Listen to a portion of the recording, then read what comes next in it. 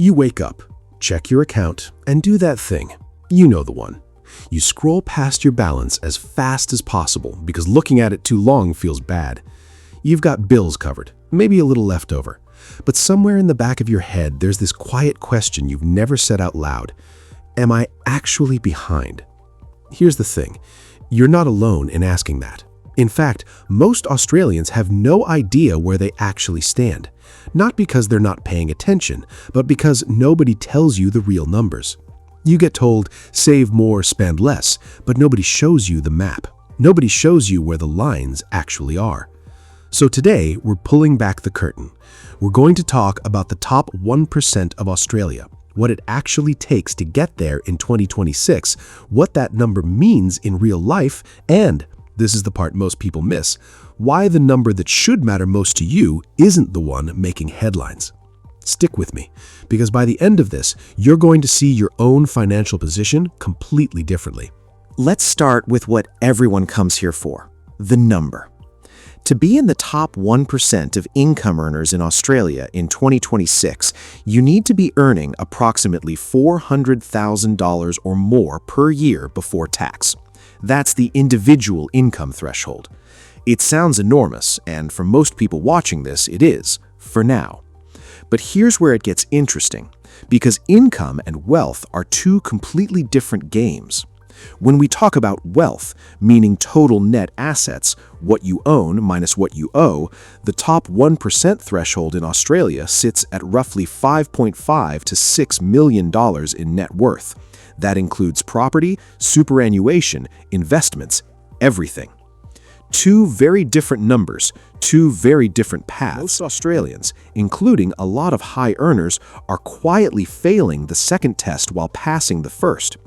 You can earn $300,000 a year and have almost nothing in true wealth if your lifestyle has expanded to match every dollar. It happens more than you think.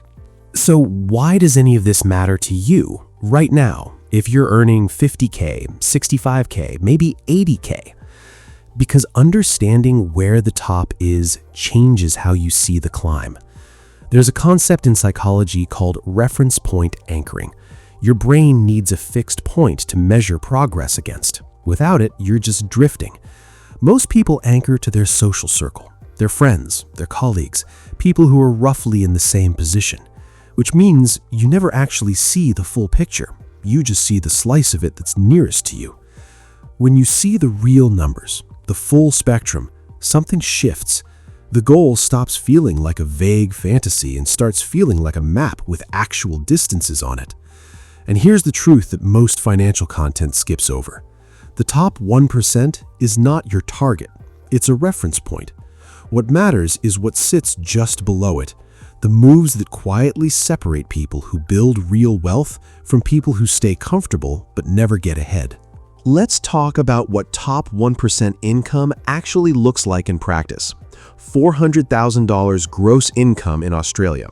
After tax, and Australia's top marginal rate kicks in hard here, you're taking home somewhere around $240,000 to $255,000 per year.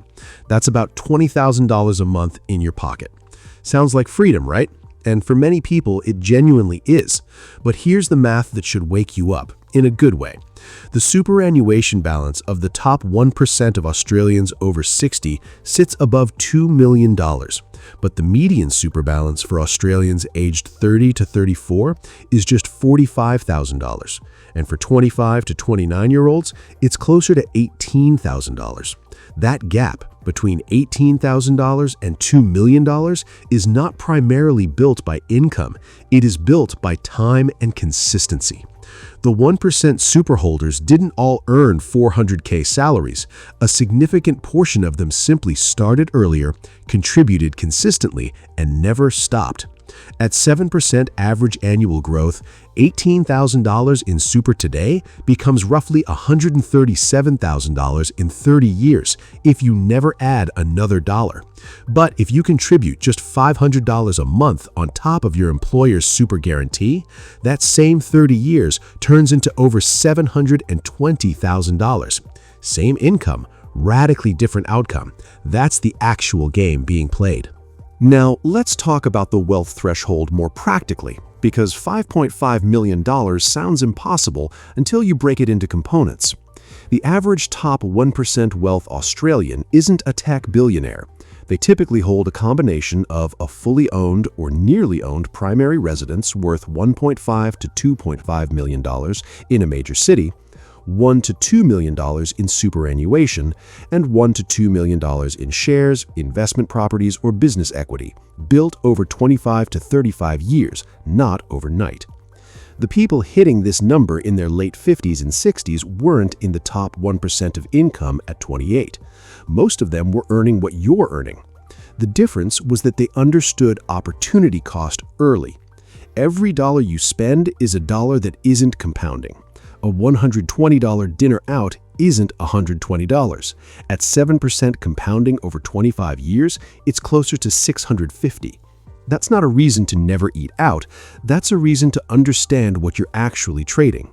Here's the trap to watch for, and it catches people right at the moment they start making progress.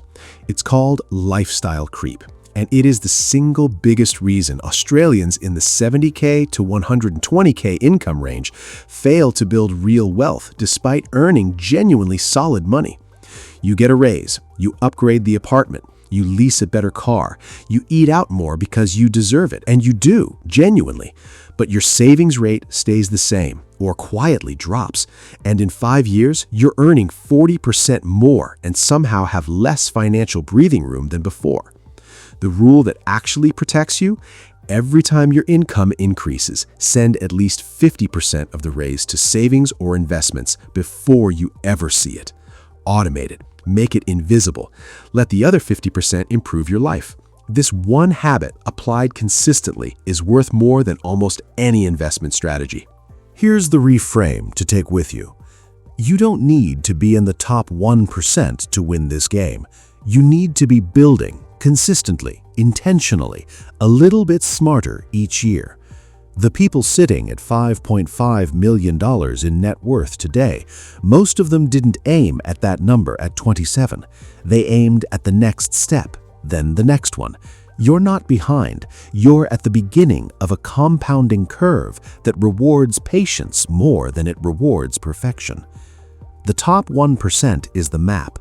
Your next right move is the mission. And now you know where the lines actually are.